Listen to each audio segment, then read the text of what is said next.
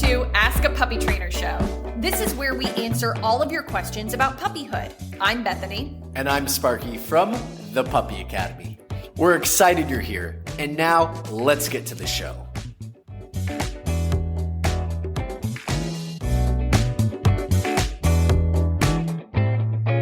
Welcome, everyone.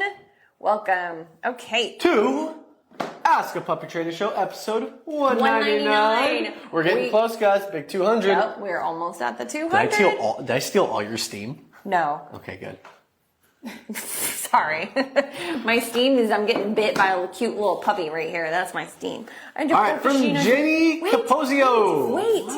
What? This is Charlie, the King Charles Cavalier Spaniel, the one that we suggest that first-time owners get. However, extreme amounts of happiness mixed with bird dog can be challenging. But out of all the puppers in all the world, this is one of our main go-tos for suggestions for families with kids, especially, that do not have dog experience. So, King Charles Cavalier. Tend to be a very sweet breed, not nearly as nippy and not nearly as long of the nippiness. They tend to settle a bit quicker than a lot of other breeds. By settle, we don't mean with energy and crazy happiness, we mean with biting. Yeah. Well, and if you can settle your energy and your crazy happiness, they would actually settle down a little bit quicker too. They tend to feed into the energy of the family.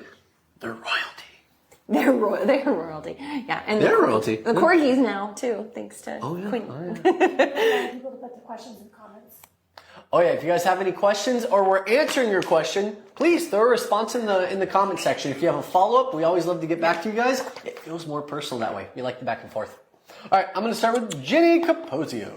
14-week-old Poodle-Chihuahua cross, waking 5 a.m. for toilet. What time no food, water from?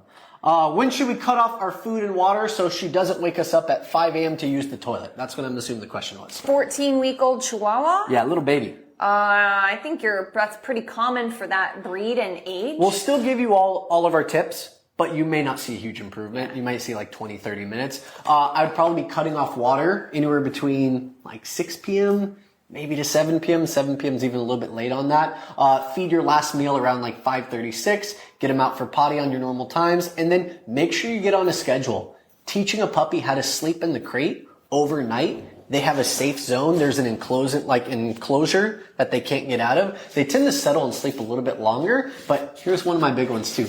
One final potty before you guys go to bed. You're going to get in bed at 10. 9:59, your puppy just got a last potty. I'm tongue-tied today.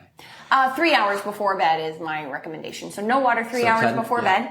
And so it depends on when you go to sleep. And like he said, you always do that final potty. You go to bed at midnight, puppy is out at 12:59. That would be dumb. 11:59. We both are great at math. Thank you. You made me feel so much better by doing that. Well, I did it on purpose. Obviously, I did it on purpose. I don't want to make you feel. I would hate to like hurt your ego. Yes, you would love to do that. Anyway, that would be my suggestion. If you play with your puppy or something like that, no big deal. Just put them a piece of ice in a bowl. Let them kind of roll it around, get what they want of it, and that'll be good enough.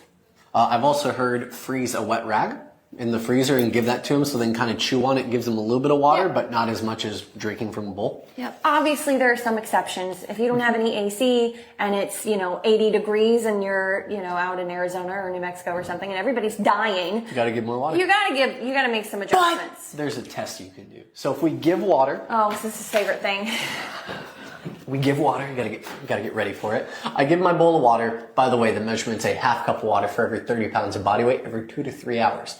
Half cup per 30 pounds of body weight every 2 to 3 hours. So it gives you an idea of how much to start with. I give my puppy water. They finish all of it. They look voracious for water. They need more. I still wait 10 minutes. A lot of times that water has to pass through their system for them to actually use it and not feel dehydrated. Run your finger along their gun line. If it's wet and slick, they're fine. They're not dehydrated. If it's dry or sticky, you can give them a little bit of water. Usually what I do is I get half of the original amount, wait 10 more minutes, give them a little bit more if you need to. So you're not giving too much water that then leads to a potty accident. You're kind of measuring out how much more they need for days where it's a little bit warmer. Want to add? No. Okay. Thanks. All right. Is your puppy, okay, so we had a video on YouTube. You guys can ask questions on YouTube too. We had a video on YouTube that said, is your puppy waking up earlier than usual? Maybe you're a Chihuahua person. You should go check that out. It's on episode 197. Excuse me. You eat that paper. Excuse me. You're so Dog cute. ate my homework. Yeah, dog literally ate my homework. You're dog out. I can't stand it. Okay. Jenna said, I have an 8-month-old, so now we're dealing, that's my armpit, hello. Now we're dealing with an adolescent dog, 8-month-old golden retriever. I have that one here too. Who bites? No, you don't. Oh, does she do twice, maybe? On hands and arms, not toy, purposely? Let's find out. Well, I lost my spot. All right. Totally lost. Bites us. Any chance she gets. Standing to text someone back. Sounds like my little girl. No, I'm just kidding. She does try to compete with phone if you use it too much. And I'm sure dogs are the same way. We all went through that with Zoom with COVID. And you shut up. I heard you. You shut up.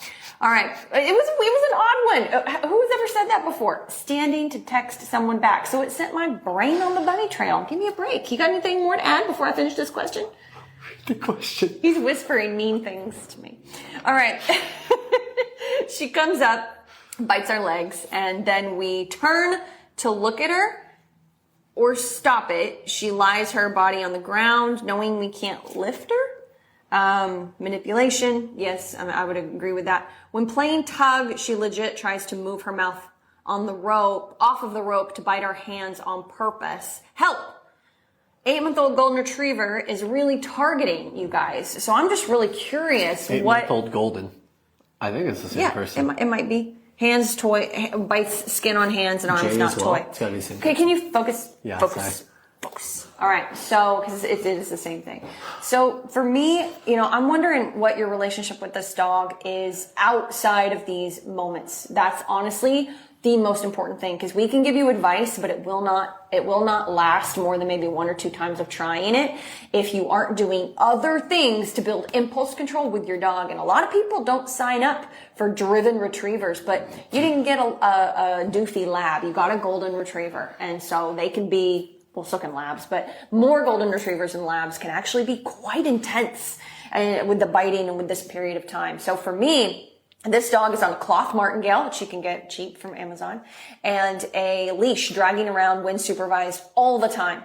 And you are picking up that leash. You don't pick up the dog. You pick up that leash and out and away from here. She wants to go to you. He wants to go to you. Out and away from you. So see how I can use my arm and I can move in, especially an 8-month-old, to get leverage to keep the dog away from me. And I do pressure. You don't lift the dog off the ground. You probably wouldn't be able to anyway, but just to make that clear, you do uncomfortable pressure till the dog relaxes. Then relax the leash. Give the dog a chance to come back and make a decision. That might be to bite you again. And just on and off relax.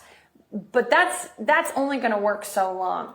Can you open your front and back door without your dog flying out? Are you using blocking? Can you send them out of the kitchen? And if they don't listen, bump into them and they get out of your way. Oh, I just had a lab puppy. I had this woman do this with a lab puppy. She tried to block him at the front door. It's what we were working on. Mm-hmm. He lays down on her feet. Of course he does. Flops over. How lab of him? Yeah, 4.5 months old. Mm-hmm. And she's like, what do I do? I said, get him out of your way. She's like, leash. I said, nope, you don't get to use leash. Let's pretend you don't have the leash on. What are you going to do? She's like, I don't know. I said, well, he flopped on you. Flop him off your feet. Just flop him over. And she just gently flopped him off. And he kind of got up and she was able to block him and make him get back. My point in telling you that is I know it's a really uncomfortable thing if you're not used to it, because the dog's not used to it. So they're going to try all sorts of silly, funny things to get their way. But you're going to use that leash with the body language to get them out of your kitchen, get them back from thresholds, to not fly out the car door, the crate door, to wait for their food. I'm sure you probably usually say stay. Stop saying stay. Just make them get back from food prep. Use your obedience later once you get this body language stuff on the ground. And I would do place and teach resetting with place. Just go look up some balance trainer place videos.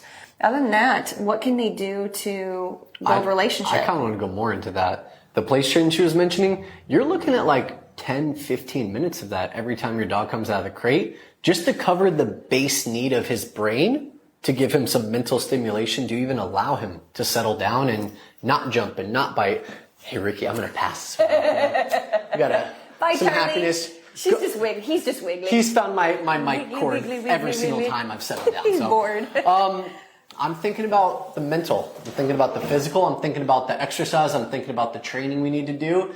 If I have a dog that I'm just doing pressure up on 5, 6, 7 times in a row, giving slack, and every time I'm giving slack, I'm having to redirect the place and do a training session, I'm going to question that moment and say, should I have started with the training session right after coming out of the crate, or does the biting start right out of the crate? Yeah. If the biting starts right out of the crate, which it probably does, you're going to listen to what she's saying. If you're getting no frustration coming out of the crate, just excitement, harness it. Harness it for training instead, create a positive association to it. And then when he does start biting your hands and doing the stuff that Bethany was mentioning, when you switch to food, you're going to switch to training mode like a light switch versus the frustration having to do it a few more extra times. Yeah. I want to make sure you're covering the brain. Yeah. You're working your dog, you're training your dog. Otherwise, you're just a correction machine. That's it. Yeah. You got to have the balance of training, exercise. You got a golden retriever that's motivated and driven. It could be under exercise, but it's not just about, going and biking for 5 miles. It's about enrichment and mental work. And mental work comes with no.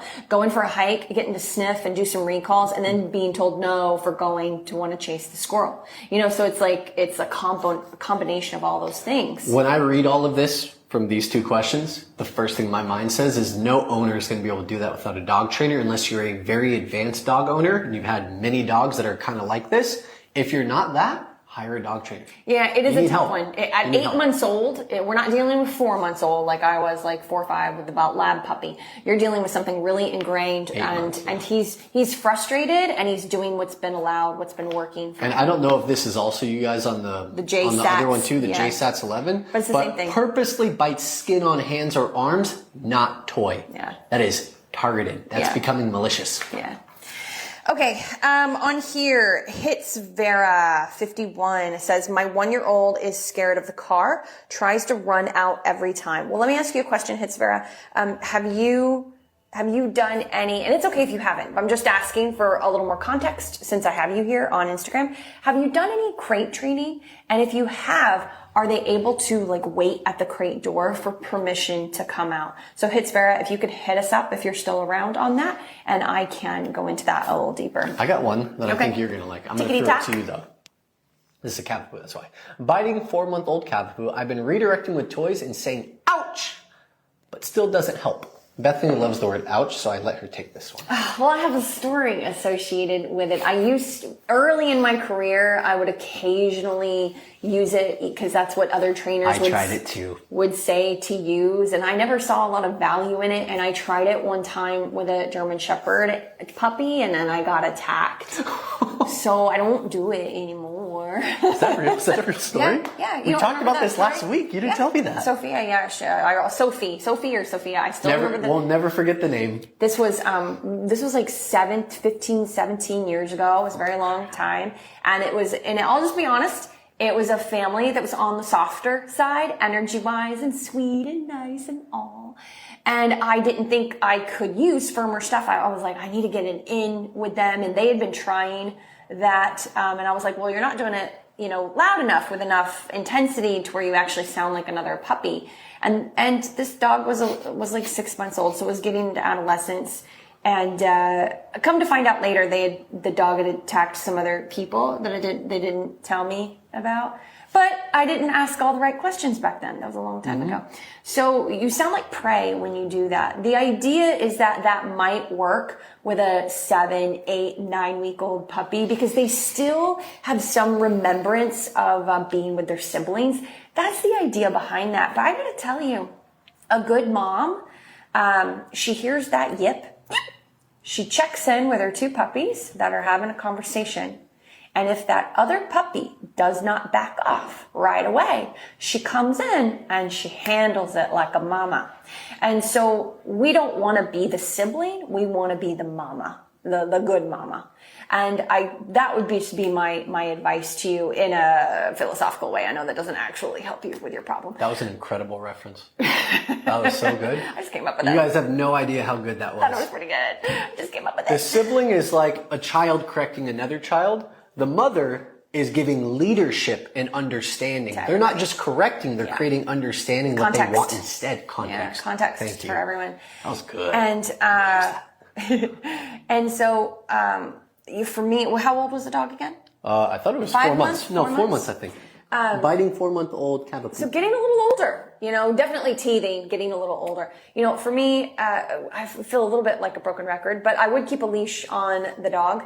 For that breed, I might do harness, might do a thicker martingale that's like comfortable, not like a real thin, like anything really thin. You can get a cloth martingale on Amazon. But anyway, you can just use that to be like, ooh, go away. I wouldn't do any intense training or anything like kind of we talked about with the 8-month-old, but I can kind of pick up the leash and just pick up the piranha and be like, go over there. And redirect them. And work on my thresholds. Work on pausing. I'm telling you guys, I keep going back to thresholds because it's a transition. Something else, another thing that's a transition is if I pick up the leash and my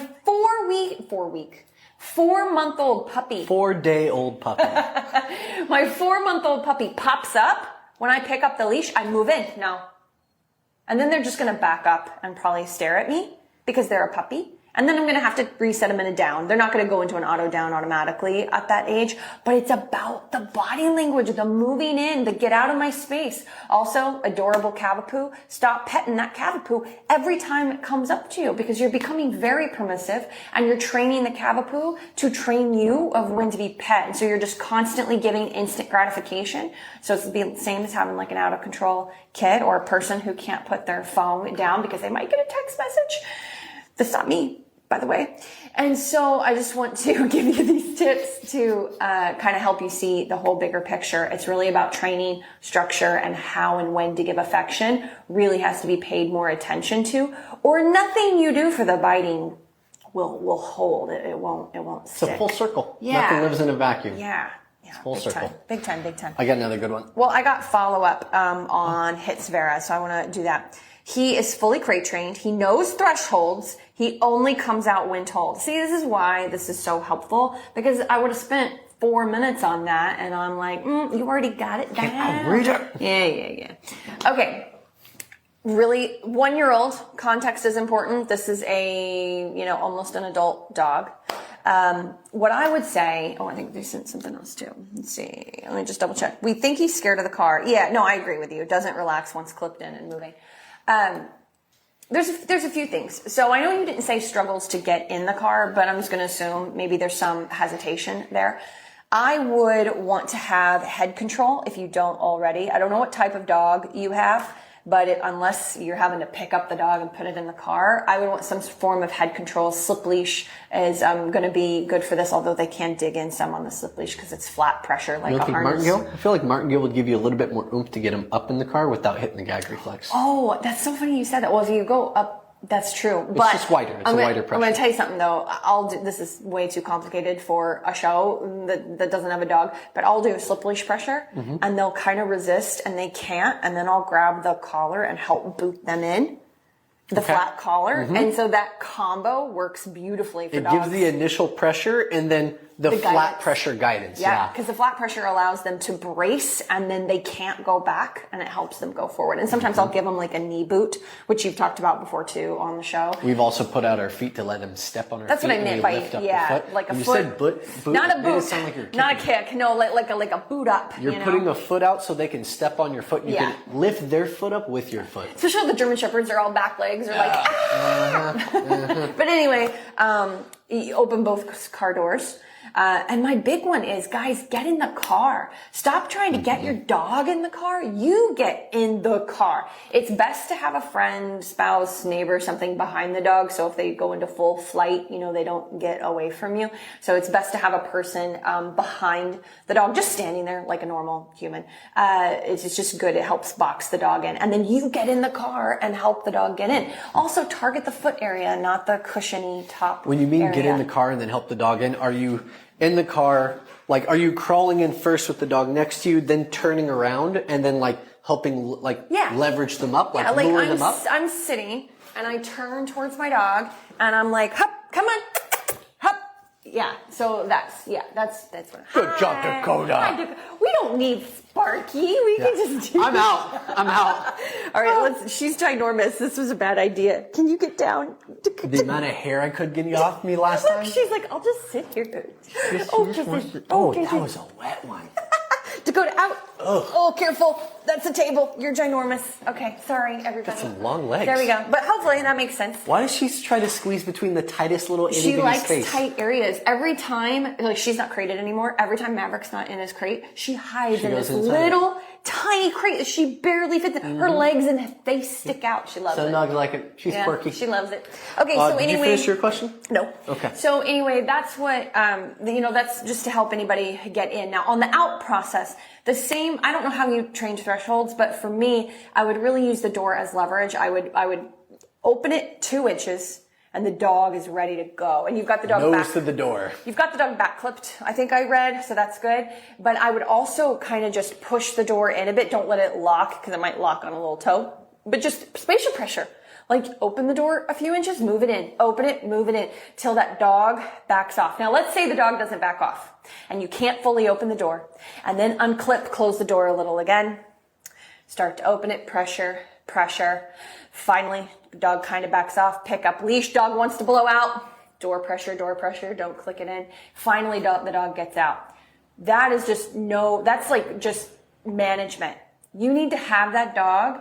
And I probably need to know a little bit more about age and like how, a little bit more about this stuff. But you got to pattern the crap out of that car. Can I say that? The crap out of that car. I say a lot worse than that. Pattern the crap out of that car. So turn, pause, hup, or place, or whatever you say. Sit down if the dog's not too stressed. They can stand there if they want to. They just need to not blow out the threshold. Pause, breathe in, breathe out. Let's go, turn. And if you need to give them like a little stool because they shouldn't be doing 10 jumps, that's fine. Like do something to where you can do 10 patterns in and out to really physically drain them. Now you can't do this once a month. It's not going to work. Pick 2 weeks. Do it every day to every other day, and really drill this. Make sure they're tired even before you do the car thing. Because when it comes to hyper anxiety, not forever, but just to get over the hump, typically extra exercise and then the slow patterning is the best combo to help them learn how to settle in the car. And then the settling becomes like more of the new normal. I mean, yeah, you can try to feed in the car. You can Google all the normal standard steps. We try to do those too, but maybe that's something you haven't heard before. I do it before we go anywhere, and then we just don't even go anywhere. And then I also do it when we get somewhere. We get to the park and it's like, oh my God, let me out. We do the same thing. It's like, you don't get to come out until you're so tired that you're like, fine, I'll stay in the car. That's the goal. You said something, breathe in and out. It's not the dog breathing out. That's actually you guys taking a beat, pausing. I got my dog in the car. Yeah. I'm sweating bullets because it took me 10 freaking minutes to get him in there. And now we got to get out again. Trying to release him. No. Let yourself settle. Mm-hmm. Wait for your heart rate to lower. They're going to be anxious in that car no matter what. Yeah. It's your pause so they can eventually, because they follow our circadian rhythm, they actually understand your breathing patterns too, and they can smell biochemical changes in your body. That's how we get seizure alert and assist service animals. But all of that means that when my breathing regulates, my heart rate slows and my sweat stops perspiring, my dog will actually take a breath as well and calm down. And that's usually when I release, just to go right back in there again. Is that what you meant by take a breath? Yeah, that's exactly what I meant by take. Oh, I got one. Can I do one? It's a quick one. Yeah, go. And then you can have one, and then we can go. Irvi KB says, 11-month-old golden who launches flying dog style when they see people, but walks well mostly on a double-ended harness. He's a big boy. But I almost go flying. Double-ended harness? Is that like the halty? I think like it's the lead, front, front and back? and the back, yeah. Okay. Which can be good, kind of like reining a horse. Harness, yeah. Yeah. 11-month-old is a little young, old. I think it's a little old for that setup. I introduced that setup at 8 months. No. You don't. No, you don't. Not the front clip harnesses. No, you don't. Oh, for a grown lab? Maybe. It's not grown though. It's 11 months old. Oh, okay, fine. Okay, so anyway, just like a lot of twisting, like a lot of hard twisting, you know, before the Probably a slippery combo. structure is fully formed. That's we tend to go more towards you have to have a trainer for this, which is what I was about to get to, but some head control first for this age, size, things like that. Then once you get over the hump, you know, you can go back to your harness. Like it's no big deal. Like I'm not hardcore. Don't ever use a harness at all. That's not what I'm saying. But when you've got this intensity, I mean, a harness is not going to stop him. There's no stake in the world. There's nothing adversive enough to make him say, I don't want to jump. Yeah. Because that jumping causes discomfort. Yeah. So it's like, something's going to happen to you guys. I'm just going to say it. Like something bad could happen to you guys. And that's the aversive, or you get some head control and work with someone to get a little bit more control of that dog in those moments.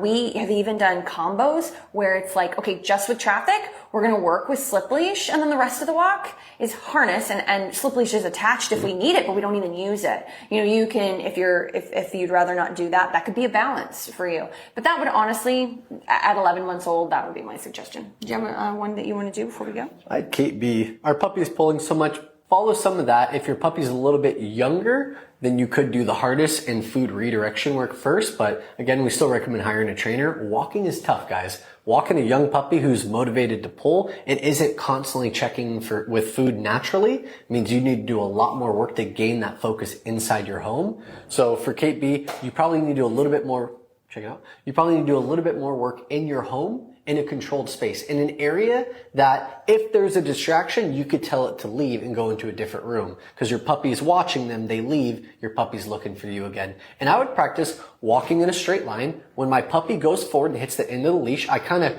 shift my body to the side so it's not going down his spine, it's kind of going down the side of the shoulder. And then I back up a step. And when my puppy eventually looks to check in at what's holding him back, I give slack because I'm also holding food. They come to check in for the food.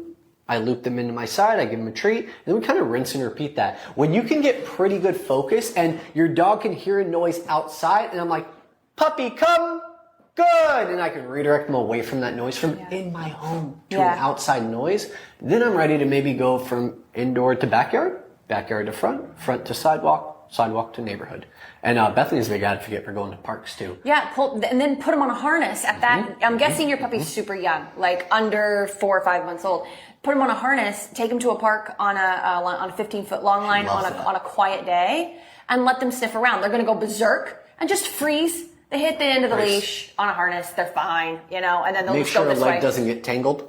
No legs getting tangled under the harness when they run. And then they'll go this way and this way and this way and this way. And then they'll be like, oh, you got food? All right, I'll do a few recalls for food, and then just let them sniff around and hang out. You can do that in the yard too. Just let them get some energy out, guys, and then work on all the stuff that he's talking about. It's the one thing that everyone's missing. Everyone is just focused on structure, and the walks are full freedom. The inside is full structure. You need an in-between, guys. You need an outdoor place that you can go on a long leash that's still safe for him, that he gets to use up energy, and you can end it with a little bit of fun training with food. Two ones that I think, double-fisting. I know, 2 ones that I think are really quick. Ashley says that she sees, hey Ashley Black, that is a cool name. That's why I had my cool face when I said it, could you tell?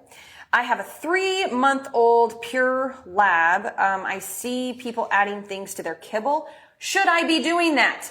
I know that Sparky would like to talk about this for an hour, but I'm not going to let him. I'm just going to say that Sparky and I both feel like there's probably there isn't a kibble in the world that meets the nutritional needs for your animal. Just like there's not food that comes in a box for us that meets our nutritional needs. And so that's why you see people adding food. Now, I'm not going to get into what you should be adding. I would just say go down the rabbit hole, use some, Grok or Chat GPT, and dive into your breed, the neutered, not neutered, the age, and what they should be eating and what you tailor towards. I made my entire dog's diet, homemade food every single week from Chat GPT, and it gave me everything, the nutrients I have to add, I need Well, it's Everything. important to note that he was able to, what's the word? He has the credentials to be able to make sure that what ChatGPT said I'm was not a true. registered nutritionist, but He's close to it. I'm very close. He practically is. He could be easily if he wasn't a dog trainer. Okay. Food guy. One more quick one, because I just really like this one. And I think she's like trying to make sure that we don't leave without answering this. I saw the double send. 14-week-old Golden. D. Willis, I got you. 14-week-old Golden not listening to his name. Help! He just ignores me. You want to start with that one? 14-week-old won't listen to his name. Golden Retriever. Oh, come on. Retriever's in the name of the dog. Come on. Okay, I didn't say be mean. Seriously? No, I'm smiling. That's a smile. Maybe he's a lazy That's one. not a neurotic smile. Maybe he's a lazy one. You need a relationship building exercise. You need something that's going to teach your dog how to come to you and respond to you. So what's the most motivating meal of the day? Usually for my dogs, it's breakfast. I'm going to grab my morning pouch. When I bring my dog out of the crate, they've literally watched me put the pouch on before the door even opened and I brought him out. And I'm going to go to my living room, my kitchen area. I'm going to have maybe, I'm going to go longer. I'm going to go a 6-foot leash, not the standard 4 to 5 foot that I usually use inside. And with that 6-foot leash, my dog's able to move a little bit away from me. When I first bring them out, I'm going to take about 15 repetitions of come. I'm going to grab a handful of kibble. I'm going to face my dog, try to find their nose to try to tune in focus. Thank you. To tune in focus. And then right when they're smelling the food, name, come, draw them into your knees, good food, stand tall, turn away, walk 2 steps, do it again. I'm going to get 10 repetitions in 30 seconds. That's how fast I'm going. And then I'm going to get another 10 repetitions in 2 minutes. And then after that, I'm not going to ask for any repetitions. I'm going to start walking around my kitchen. I'm going to go turn on my espresso machine. And in the 30 seconds it takes it to heat up and turn on, my dog's already walked away. She made it 5 feet, not 6. Puppy come. Good. Puppy name Food. come. Yeah, puppy name come. Sorry. Puppy is their name. Use their name. Puppy name come. Good. Food. And then go back to doing what I'm doing. They wander away again. Same thing. And now they're in follower mode. Now they're kind of hanging by my side as I'm walking around my kitchen. That's when I stop as I'm going to start asking for a sit. You got 30 seconds. I'm going to start asking for a sit and then giving a break. So the next time I start calling my dog, because they're just existing around me, I can layer on, come, they're looking at me, sit, good. You're getting away and from then your couch, point. food, break. You're getting away from your point. You got to finish it. I'm going to go deep. So I'm going to go backwards. So that's what I would have said too. But you need something first, D. Willis. Oh, you need to create the name to be the marker word. All right. Oh, I see. And so you're going to, before you do that, you're going to take one more step back. That name. And let's say your dog's name is Dusty, and got a hungry dog in the morning, and you're just going to go, Dusty, piece of food. Dusty, piece of food. Like you go, good food, or clicker training. You gear up your marker. It's what it's called. Gearing up the marker. We're going to do that with your name. Dusty, piece of food. Dusty, 2 steps back, piece of food. Dusty, 5 steps back, piece of food. Dusty, come. So then you're going to layer on everything, but you need to gear up your marker. Make sure you're not using the name 11 times a day when you go, Dusty, no. Stop that. And stop trying to use his name so much. Make it special. Let's make it just for the next 2 weeks. Try not to use his name during the day and just use it for 1 or 2 short training sessions, 3 to 5 minutes, get in 30 recalls. You'll be good to go in 2 weeks. All right, we got to go. Thanks for tuning into Ask a Puppy Trainer Show. We hope you found some advice that you can use to help make puppyhood a little easier. Don't forget to join us live every Wednesday at 1 p.m. Pacific time on Instagram or TikTok at The Puppy Academy. This is where you can get a chance to ask your burning questions in real time. And if you want even more puppy guidance, visit our website at thepuppyacademy.com for info on joining our online puppy school. If you enjoyed today's episode, please consider subscribing to our podcast and leaving us a review. These reviews let more people find us and supports us on our mission to help as many puppy parents as possible around the globe. Thanks for listening, and we'll see you in the next episode.